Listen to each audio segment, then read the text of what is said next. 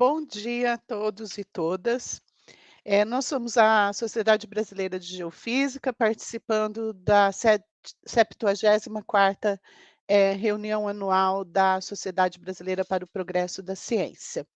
E agora eu vou chamar o nosso convidado, o doutor Paulo Johann, é consultor sênior em pesquisa e inovação no Centro de Pesquisas da Petrobras. Então eu queria convidar o Paulo Johann para fazer a sua apresentação e, de antemão, agradecer o aceite do nosso convite nessa contribuição para a 74ª reunião anual da SBPC. Bom dia a todos. Em primeiro lugar, agradecimento à Sociedade Brasileira do Progresso da Ciência pela oportunidade dessa apresentação e à Sociedade Brasileira de Geofísica, aqui representando meus colegas.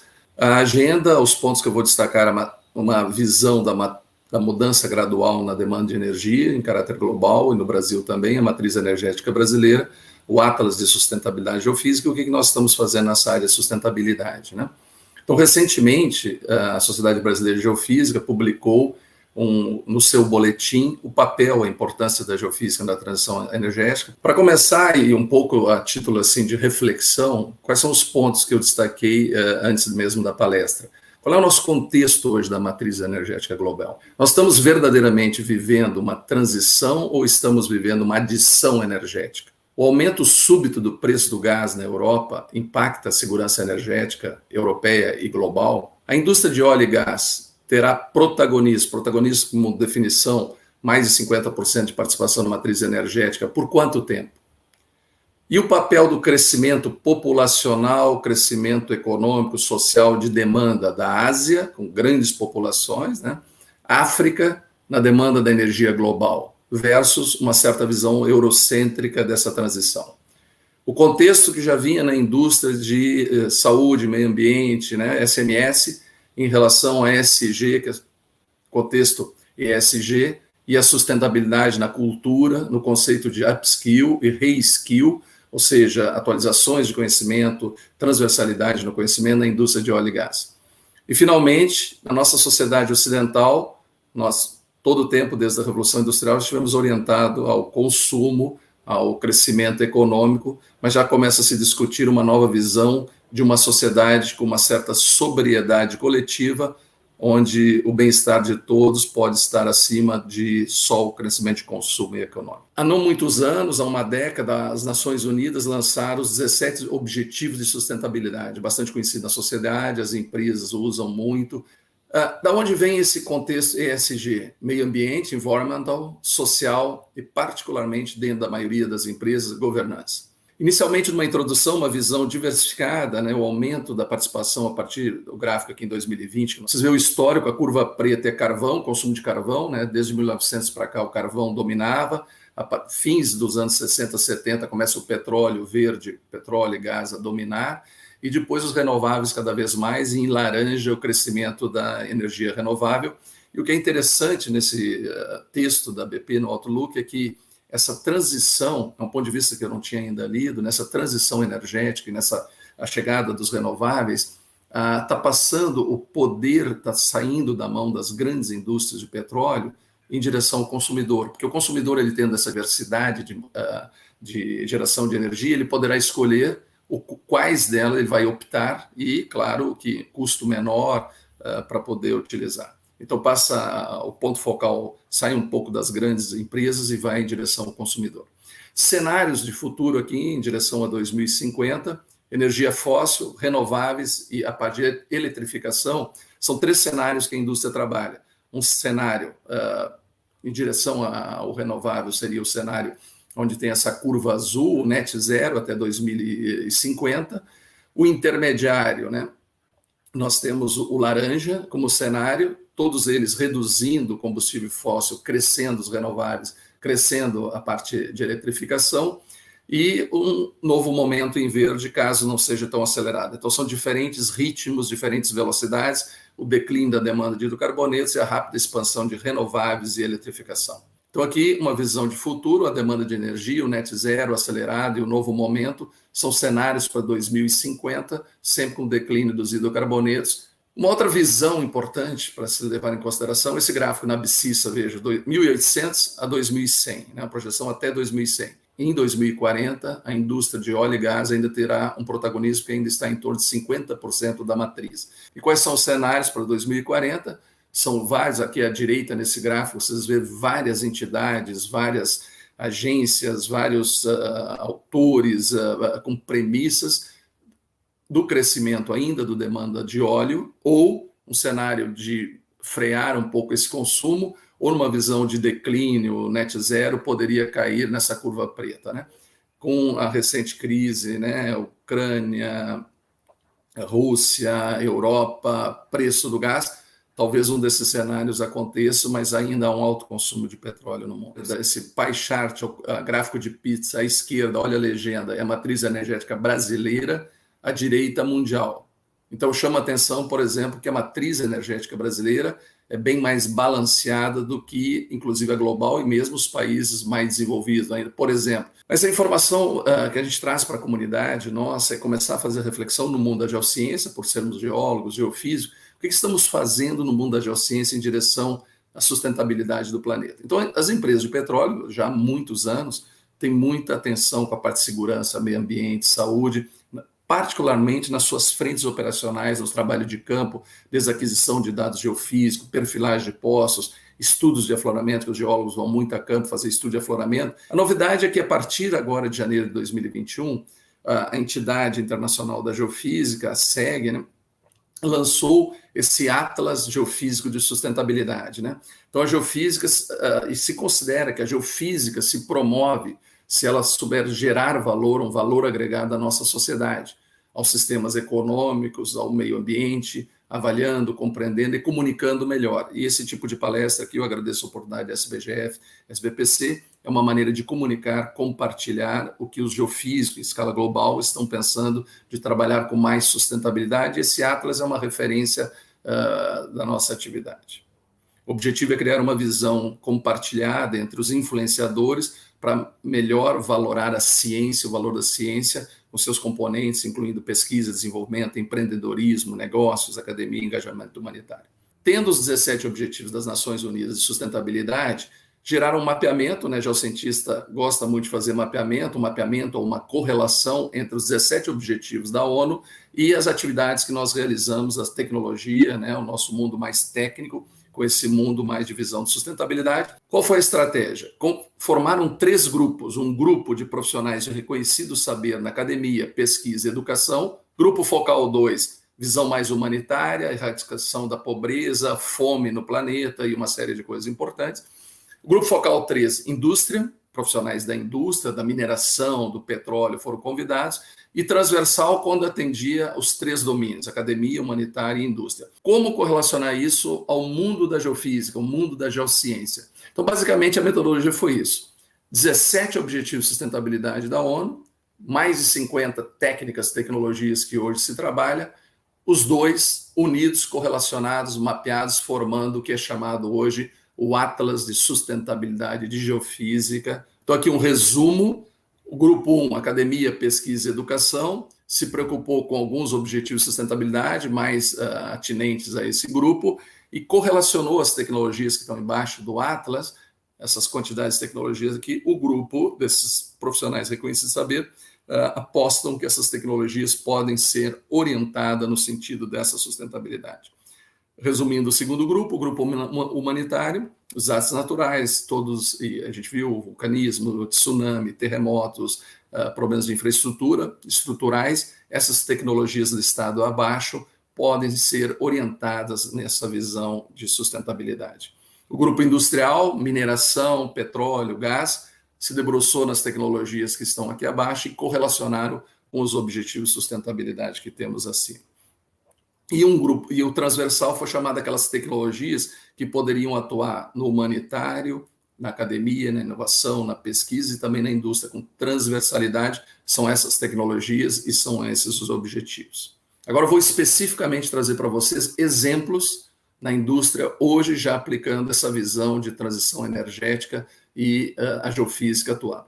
Então, recentemente, só para dar um exemplo, que todo o saber dos geólogos, dos geofísicos, aquilo que nós em petróleo chamamos de sistema petrolífero, aqui nós vamos ter que estudar um novo sistema, o sistema do hidrogênio natural. Todo esse conhecimento de décadas desenvolvido na indústria de óleo, gás e mineração podem ser aproveitados como conhecimento quando se fizer projetos na linha, por exemplo, do hidrogênio natural, como esse caso da descoberta do Mali. É um dos exemplos de energia mais limpa, mais renovável. O outro é geotermia. Então, vários países, né? Aqui tem um exemplo menos conhecido, né, no arquipélago de Açores, onde a gente tem onde se tem uma central geotérmica no piloto Pico Vermelho chamado, onde a partir da geotermia, né, a temperatura crescendo com a profundidade das nossas bacias sedimentares, onde for o caso, pode-se gerar, né, o vapor aquecido, gerar energia, uma energia mais limpa, e a energia geotermal é importante para a ação contra a mudança climática, junto com o hidrogênio. Outro exemplo importante, que aí já mais focado na indústria do petróleo, tem se utilizado, aqui um projeto grande na Austrália, da Chevron, tem também na Noruega, um projeto importante que eu vou mostrar. O que é o CCUS, ou CCS, às vezes não coloco U, às vezes coloco U, Carbon Capture Utilization Storage Technology. Então, são sistemas, são projetos de captura, utilização, armazenamento de carbono, que pode ser um carbono, deveria ser um carbono, por exemplo, capturado de refinarias, de grandes cidades, onde tivesse esse carbono, capturar um carbono do ar e injetar em reservatórios de maneira a reduzir a presença do CO2. Isso é uma das possibilidades. Outra, a própria reinjeção do CO2 nos nossos reservatórios. Tudo isso dentro daquela visão da COP, né, de Paris, que nós falamos, com a visão de não atingir mais do que 1,5 de grau de aumento da temperatura do planeta. O próximo slide é um caso CCUS na Noruega, é bem conhecido na nossa indústria, chamado Sleipner, onde são um reservatório de gás, ele tem alto conteúdo de CO2, o gás é exportado, a gente diz exportado, sai desse reservatório, é levado até uma ilha chamada Melkøya, né? Melkøya é leite na Noruega, em norueguês. Nessa ilha ele é separado o CO2 do gás que é utilizado, o CO2 é devolvido e é estocado numa outra formação. E essa estocagem desse CO2, as técnicas geofísicas permitem monitorar, como se fosse sísmica 4D ou monitoramento permanente do reservatório, como essas plumas de CO2 estão bem armazenadas, estão aumentando à medida que é injetado mais CO2 no reservatório. Então, aqui a posição desse projeto na Noruega, as imagens sísmicas à direita do projeto, e aqui vocês veem que, através da tecnologia sísmica 4D, o monitoramento, dá para esses refletores fortes aqui na imagem à direita, são as anomalias sísmicas 4D em diferentes níveis estratigráficos bem iluminadas, que chamamos, ou bem caracterizada, onde está a presença do CO2 após a injeção desse CO2, retirando do reservatório, da atmosfera e colocando em reservatórios propícios a isso. Os dois últimos exemplos relacionados ao objetivo de sustentabilidade, um é na pesquisa usando toda a parte de robótica, toda a parte de miniaturização dos equipamentos, porque reduz, além de reduzir custo, reduz as operações em termos de intervenção no meio ambiente, é um exemplo marinho que eu vou trazer, e o último de fontes sísmicas marítimas de baixo impacto ambiental, que também está sendo pesquisado e desenvolvido. Esse aqui é o de fonte, uma inovação de P&D, fonte de geração de energia pró-meio ambiente, que a gente coloca. O que se usa hoje na indústria? O que se usa na indústria hoje é o lado esquerdo. Tecnologia atual, ar comprimido, o ar comprimido vai atrás do navio, aqui é um navio sismográfico, então os cabos, né, que chamamos de streamers, com sensores, e essa bolha de ar comprimido é propagada para mapear, aqui embaixo tem uma imagem dessas bolhas, e de alguma maneira há uma certa crítica que em alguns casos essa bolha pode ter impacto ao meio ambiente. Então a indústria está desenvolvendo novos sistemas mais compactos, que não são mais de emitir essa bolha, mas sim são vibradores marinhos, são mais amigáveis em relação ao meio ambiente e fauna marinha. Outro exemplo é miniaturização, robotização, como eu coloquei, com menor impacto ambiental. Nós chamamos de nodes, os sensores que vão no assoalho submarino para fazer os registros sísmicos. E os primeiros que utilizamos, inclusive aqui no pré-sal brasileiro, no campo de Tupi, eles tinham essa dimensão em cima da figura aqui, vocês veem a dimensão aqui, ó, 1 metro por 1 metro por 40 centímetros. Agora, com a miniaturização e a redução do tamanho, são centímetros, são equipamentos bem menores. Qual a vantagem do equipamento ser menor? Se ele é menor, cada vez que o ROV desce no mar em subsuperfície, no fundo oceânico, ele carrega mais unidades. Carregar mais unidades significa o quê? Tem mais eficácia, portanto, menor custo e menor impacto. Você desce menos vezes, impacta menos o meio ambiente, né? Um exemplo aqui, ó, de aquisição marítima no assoalho oceânico, os amarelinhos aqui são sensores no assoalho oceânico, tipicamente espaçado de 500 metros no assoalho oceânico, para mapear as camadas em subsuperfície, e agora, recentemente, na EG 2022, foi lançado os nodes cada vez menores, e o que é importante aqui, com uma extensão de vida, desenvolvimento de baterias, 150 e 300 dias. Por que isso é importante? Antes, essas baterias tinham vida 30, 60 dias. Então, você tinha que colocar as baterias no assoalho oceânico e tirar, colocar e tirar, o que dá mais intervenção ao meio ambiente. Quando você tem baterias de mais tempo, essas baterias, uma vez colocadas no assoalho oceânico, podem ficar mais tempo, além de propiciar o monitoramento dos reservatórios sísmicos 4D, você tem menos intervenção ao meio ambiente, colocar e retirar esses nodes, o que é mais favorável em relação às preocupações ambientais.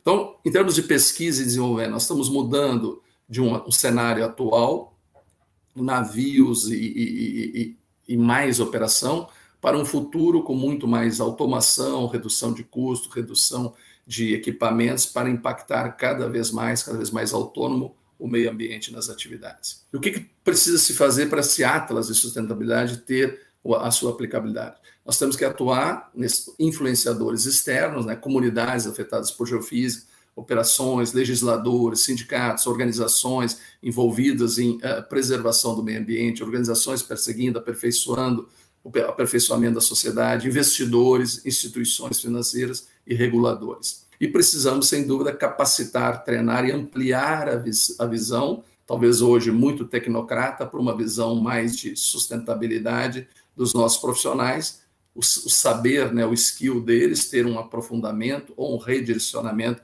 um upskill ou um reskill do seu conceito.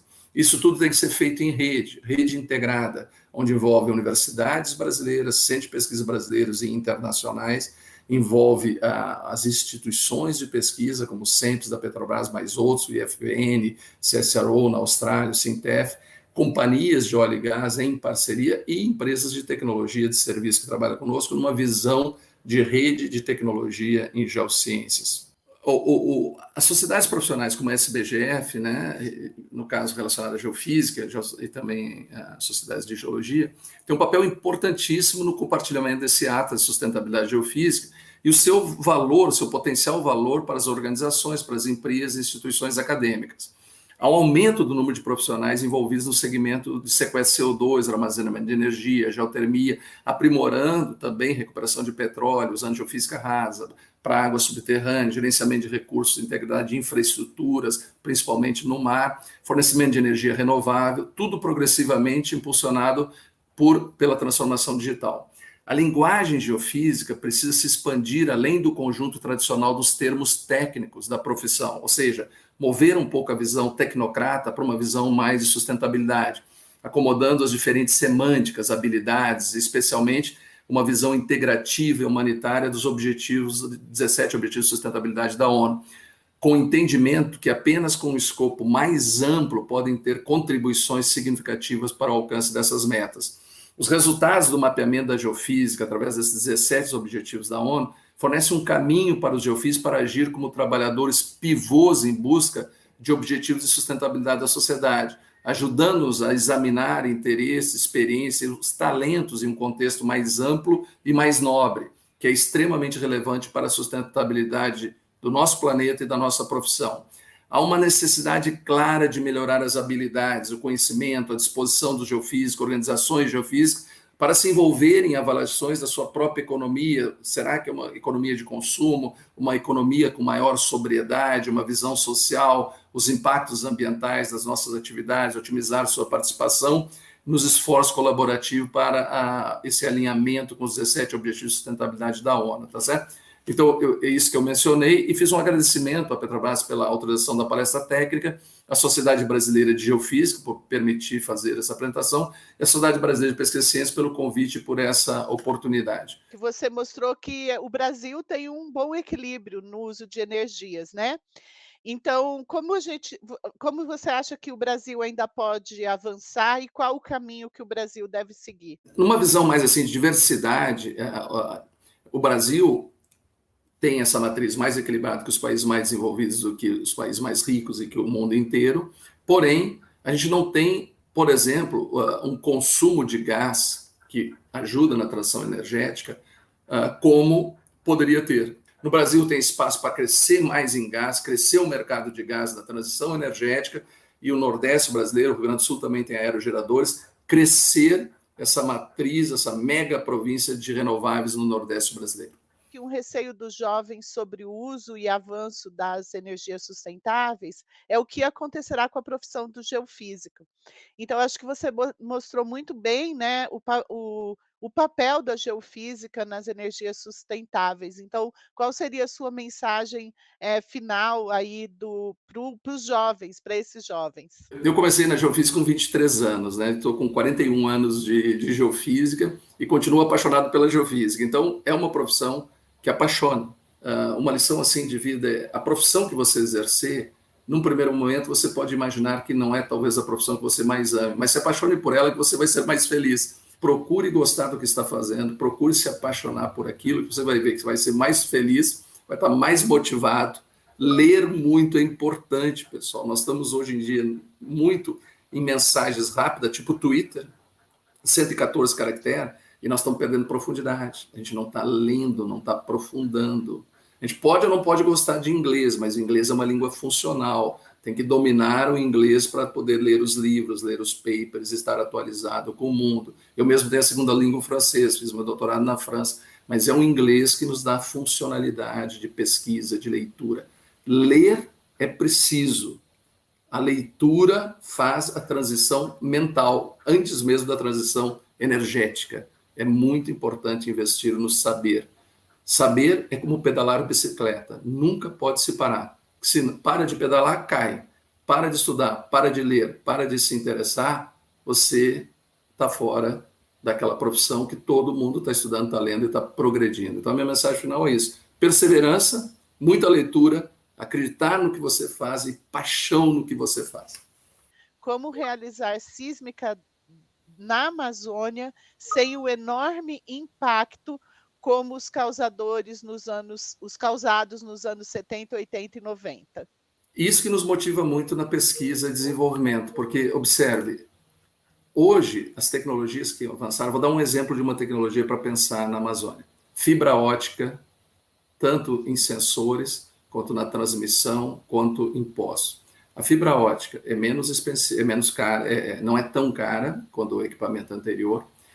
Os volumes de material a transportar na Amazônia muito menores. Eu trabalhei em equipe sísmica na Amazônia durante a década de 80, eu conheço na prática lá na Amazônia, fazer sísmica na Amazônia. Então, na época, todo o transporte de helicóptero, ainda hoje se faz transporte com helicóptero, você tem que carregar volumes muito grandes de material, que eram os cabos sismográficos, as estações sismográficas, o conjunto de geofones, nós usávamos 20, 24 geofones por posição de estação.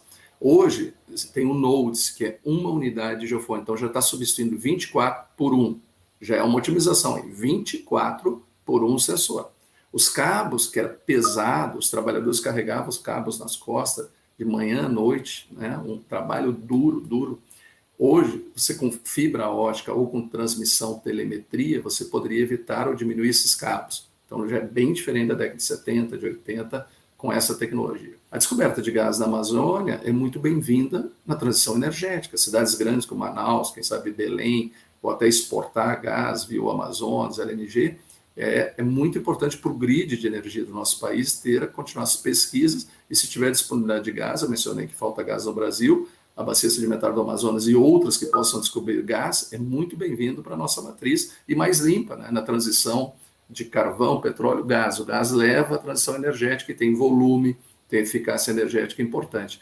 Então, toda essa robotização, miniaturização, redução do peso dos equipamentos, cada vez mais favorece a pesquisa em áreas complexas, desafiadoras, como a Amazônia. Duas dimensões estão evoluindo muito. Então, nodes, sensores únicos, em vez daquele conjunto de sensores, também para a Bacia Potiguar, Recôncavo, Sergipe, Alagoas e outras terrestres, Bacia do Paraná, e também a redução do peso de cabo para ter menos, assim, as equipes não ser tão enormes e reduzir o impacto ambiental que se tinha lá na década de 70, 80 e 90. Porque nós temos que mudar uma certa mentalidade. E cultura e mentalidade não se compra na prateleira. Isso é um processo que toma tempo e a gente precisa continuar com esses eventos. Paulo, um privilégio ouvi-lo, parabéns. Como você analisa o possível uso de MT no Brasil para busca de spots? Nós temos que ser mais do que sísmicos, né? Nós do petróleo, a Roberta também. O Paulo fala tão emocionado, apaixonado pela sísmica de petróleo, que dá uma sensação que nós que trabalhamos com outros métodos, não sísmico, gravimetria, magnetometria, magnetotelúrico e tal, como se não tivesse importância. Não, mas não é isso. É que eu boto energia, tenho paixão pelas coisas que falo e falo no petróleo, aí é natural que a sísmica está lá, 90% das atividades, eu me empolgo e falo das coisas assim. Mas eu me questiono muito de como geofísico, nós temos que ver os métodos sísmicos, os métodos geofísicos de uma maneira mais ampla, mais abrangente. Toda a perfilagem de poço, né, que na indústria os geólogos fazem interpretação de perfis, toda a perfilagem de poço é geofísica, métodos geofísicos, e aí tem vários tipos de medida, né? Então, magnetelúrgico em áreas terrestres é muito importante para você fazer todo o mapeamento e várias áreas, né? O Brasil, infelizmente, nós temos ainda muito poucos poços, então a gente precisa muito desses métodos geofísicos de maneira mais abrangente para a gente poder, junto com o dado geofísico, quando tiver, e normalmente é 2D nessas bacias terrestres, você usa a sísmica, usa também os métodos, seja gravimetria, magnetometria ou magnetelúrgico, e procura fazer o que eles estão chamando as inversões conjuntas. Elas estão procurando se integrar junto com as empresas de sísmica para tentar fazer esses levantamentos conjuntos. E aí já tem um processamento conjunto e depois fazem inversões conjuntas. Então é uma maneira dos outros métodos não sísmico, na indústria de petróleo, por exemplo, que tem mais recursos para investir, entre aspas, assim, sobreviver e serem mais utilizados. Então, acho que essa integração, essa aproximação é chave para continuar tendo essas atividades, por uma questão só de modelo de negócio e ter investimento. Bom, acho que não tem mais nenhuma pergunta.